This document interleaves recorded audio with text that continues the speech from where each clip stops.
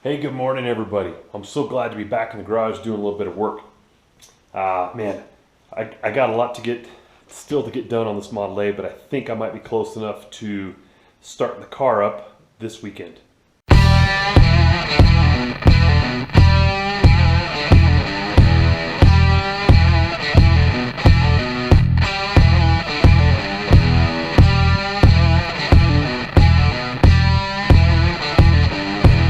Hey, before I jump into today's video, I got a question and answer time here. Somebody asked a question after my last video. I'll put a little link up there if you didn't see it, how I ran my battery cable and my fuel line. And on the video I showed that I came in here at my starter and ran this nice big cable all the way back to the back of the car and to where I plan on tying into my master cutoff switch. And somebody asked me the question, hey, I've heard that you should put this thing on the negative side of the battery versus the positive side. I had mine set up where I plan on putting it on the positive side. Well, enter disclaimer about how this is just my idea and not necessarily the right way. I don't know, but here's my thoughts on that. NHRA, if you read up in their rule book, correct me if I'm wrong, but it's got to be on the positive side of the battery. And what I found on my Nova is if I did it the other way, for whatever reason, the kill switch wouldn't kill the car. And that's how it's supposed to work. It's supposed to flip that switch and the car shuts off. So I ended up running on the positive side on that car. And so I intend on doing it in this car as well. Now, why might you do it on the negative side? Well, I'm not an electrician, but I'm guessing it probably is easier on the electrical components of the car to have it on the negative side rather than the positive side. Maybe it's a little safer that way as far as sparking or whatnot that could happen. I don't know. But I'm going to do it on the positive side because this car is going to have like 5 electrical components. You know what I mean? I'm not really concerned about it. So, I don't know. You do a little Googling, pull up the NHRA rule book, see what it says. My take on it, honestly, whatever's easiest for you. And in the case of like my Nova, where the battery's in the trunk and the switch is right by it, if it doesn't work right, you don't like the way it is, then swap it and go to the other side. I think having a switch in either side of the battery is better than not having a switch in there. So take that for what it's worth, all right? Okay, now to jump into some other stuff that I want to catch you guys up on for today. I have to admit, I've been cheating on you guys a little bit, doing some work without videoing it. And I got to come clean, show you what I did. Here you go. If you guys noticed, the car has a headlight mounted. The mount's complete on the other side. I just pulled the headlight off to show you guys. And I need to pull them off and paint. But last night I jumped out here and I started kind of eyeballing it and building the pattern and really just planned on getting an idea of what I was going to do. And then calling it a night. But I ended up staying out here till about 10 o'clock and just built my mounts for the car. So come here, check out, I'll show you what I did. Okay, so here's what I started with. I looked around through my scrap bin and I found some of this stuff here. It's like a 2-inch channel and I had about, I don't know, a foot of it. And I thought that would work because for these headlights, they got a pretty big round piece at the bottom and I needed about a 2-inch piece to mount it to. So I thought this piece would work. So I just broke out my CAD cardboard aided design and started trimming out of a cardboard box and kept trimming down and going over to the car and putting it in place until I came up with what looked like a good template of what I wanted this bracket to look like. And so then I just took my bracket, I think it was like this, yeah, on this side, transferred it over to the metal, marked it, got out my cutting wheel and chopped it out. And then I went and just flipped the template over because it needed to be a mirror image and I did it for the other side. Cut it out and I sat here on my workbench and just worked them over and kept fitting them until they looked exactly the same and they fit on the car.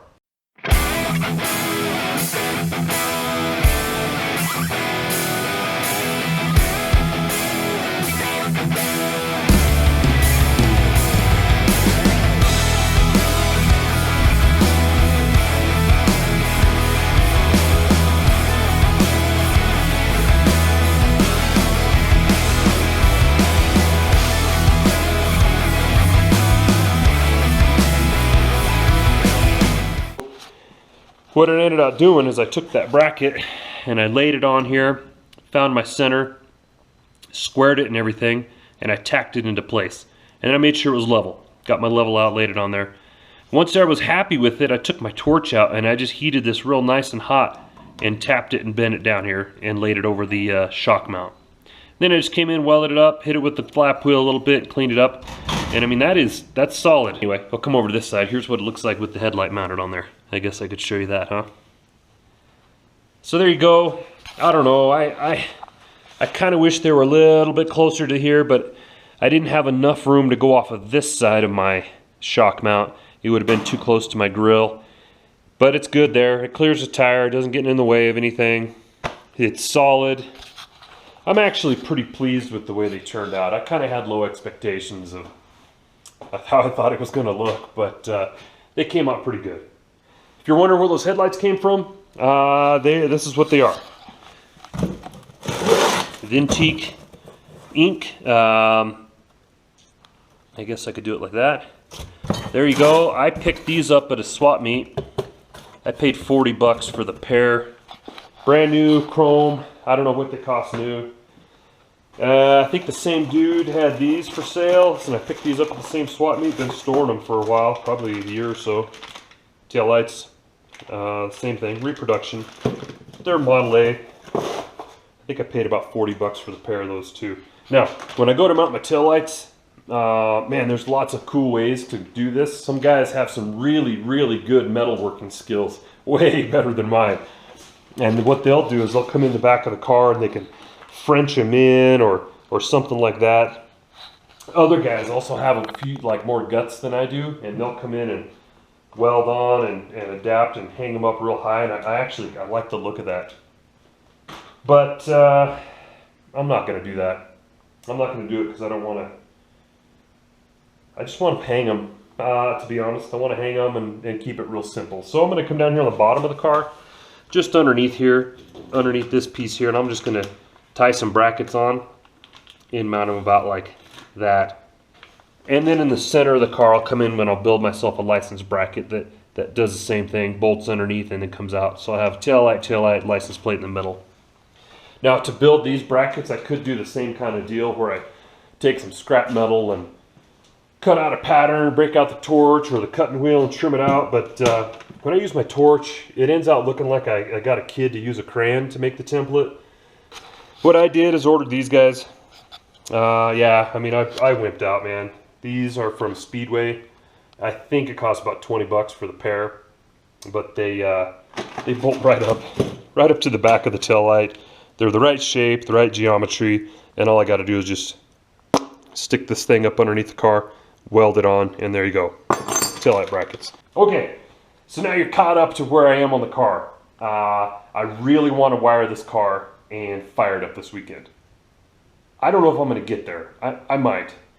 But before I do that, I have to deal with this. I got to get my dashboard out.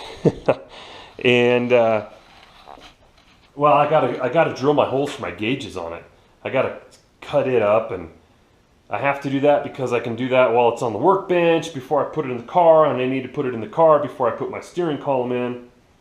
And I want to have my steering column in and all that. And anyway, you can see how this goes. It's a big process before I start throwing my wiring harness in. Although before I dig into, or actually before I hang my dash, I am going to come in here in the car and figure out what my requirement's going to be, because I'm probably going to have to fabricate yet again one more piece that either welds or bolts in underneath the dash to tie my fuse block into, and I want to mount my coil underneath here and just have a wire that goes through out to the distributor. That kind of stuff. But I need to break out all my electrical components, and I'll show you guys some tricks when we get to that. So anyway, lot to do this weekend. Big plan. Lots of motivation right now. We'll see how far we get on the car and how far I get on my fence building. I'm way more excited about working on the car, but all right. I'll bring you guys back here in a little bit and show you what kind of progress I've made. This is what I get to deal with, my dash. And the reason I've got to deal with this thing now is because it needs to go in the car before I can start wiring everything up. And before I put it in the car, I need to cut my holes for my speedo and my gauges. and my ignition key. And after I do that, then I'll go ahead and I'll clean it up a little and prime it. I'm not going to do any work to patch it up there, but I'll prime it, paint it, and then install it in the car. Okay, so here's what I'm looking at though with this dash. So this piece is original, right? That's Model A stuff. This piece is obviously an aftermarket chunk that was in there, and I can't take credit for it. It was in the car. Again, this car was kind of a half-finished hot rod project when I got it. Piece was in, and it'll work. I did build this, my custom column drop. You can see how that just kind of goes. My column will go through there, and I'll just put a clamp around it, around these pieces, and hold it in place. So yeah, pretty simple. Some sheet metal, some round bar. That's how this old dash is going to work. Okay, so I picked this guy up. I like the design on it. This, what do you call that? Engine turned or machine turned design. This is for a 32 Ford. But I got this real cheap at a swap meet, and I like it for a couple reasons. One, it gives me a template where everything needs to go.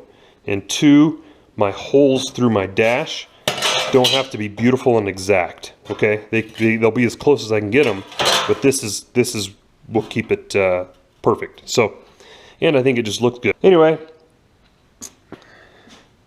I get to go buy the rest of my fence materials now. Fence building now. Dash fix when I come back, and then that'll probably wrap up this video, and then the next one will be the wiring harness. That'll be good. So, all right, I'll see you guys a little later after I built a little fence. All right, guys, back at it a little bit here. The rain saved me from digging holes in the yard and putting the rest of the fence up. But here's my dashboard mocked up. I came in and did a little measuring on it. Put my plate on here. So I did a bunch of measuring, found my centers, marked my holes, and I went in and put it in here just to make sure I wasn't gonna, you know, I'm not missing something real big here. But that's what it's gonna look like. Now it is time for me to start cutting some holes. So I'm gonna go ahead and rip this back out. Go over to the bench and start making some holes. All right, well, I got my holes marked and I got my pilot holes drilled. Today would definitely be the day to own a 3-inch hole saw and or a good drill press. But we're gonna make do with what we got because I don't have those. So we're gonna see what happens here.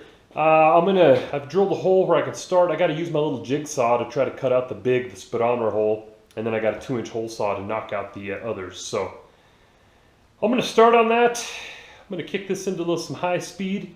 You enjoy some nice tunes. Watch me wrestle with this, and just be glad you're not hearing the atrocious noise I'm going to be hearing while I try to do this. It'll be fun.